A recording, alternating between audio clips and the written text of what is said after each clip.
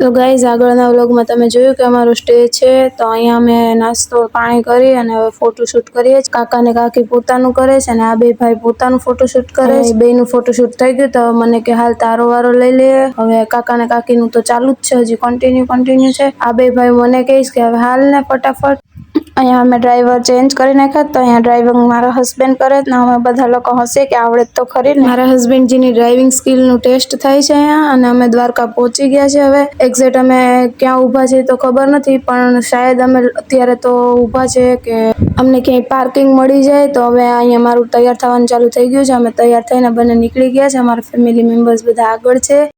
હવે અમે અહીંયા બેટરીવાળી ગાડીમાં બેઠી ગયા અને અમે બધા હસીએ જ કે અમે પહેલી વખત આવી ગાડીમાં બેઠા જ.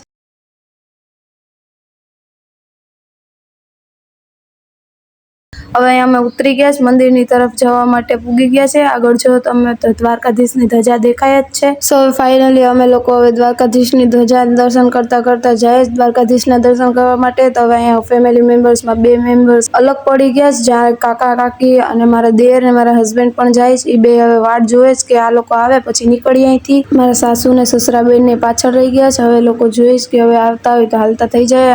ફાઇનલી હવે બધા એક સાથે છે. હું બધાથી પાછળ છું, બધા હાલે. તમે પણ 52 ગજની ધજાના દર્શન કરી લ્યો.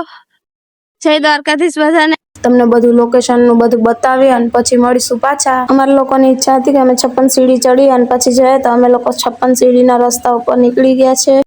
ગાઈસ દ્વારકાધીશના મંદિરમાં તમે દર્શન કરીને આવી ગયા છો. આગળ પાછળ બધા રોકાઈ ગયેલા છે, પણ મળી આવે પાછા આગળના લોકેશન.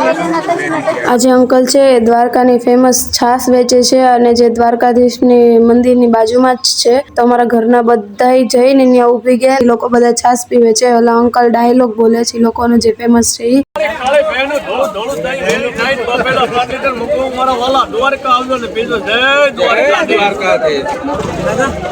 આ કૂતરું બિચારું ક્યારનું બધા સામે જોવે છે, પણ કોઈ એને સામું પણ નથી જોતું. અને મારા હસબન્ડજીને એની દયા આવી ગઈ, તો અહીંયા એને પીવડાવવા વયા ગયા. અને અહીંયા અમે લોકો બહુ સારા મુહૂર્તમાં ગયા હશે, તો અમને પણ ધજા ચડતી હોય એવા દર્શન થઈ ગયા. અને તમે પણ કરી લ્યો 52 ગજની ધજાના દર્શન, અને કમેન્ટ્સમાં લખી દો જય દ્વારકાધીશ. ગાઈસ અમે લોકો અહીંયાથી નીકળી ગયા છે દ્વારકાથી, અને હવે અમે નેક્સ્ટ લોકેશનમાં જઈએ. બધા ફેમિલી મેમ્બર્સ પણ આવી ગયા છે. અમે લોકોએ બહુ મસ્ત દ્વારકાધીશના દર્શન કરી લીધા, અને દર્શન કરી અને હવે અમે લોકો બધા જાય છે નાગેશ્વર તરફ. નાગેશ્વર ભગવાનનું મંદિર આવી ગયું છે. જો તમે તો એવું મસ્ત સજાવટ ને બધું છે, અને અહીંયા દર્શન કરવા માટે બહુ લોકોની ભીડ લાગેલી છે.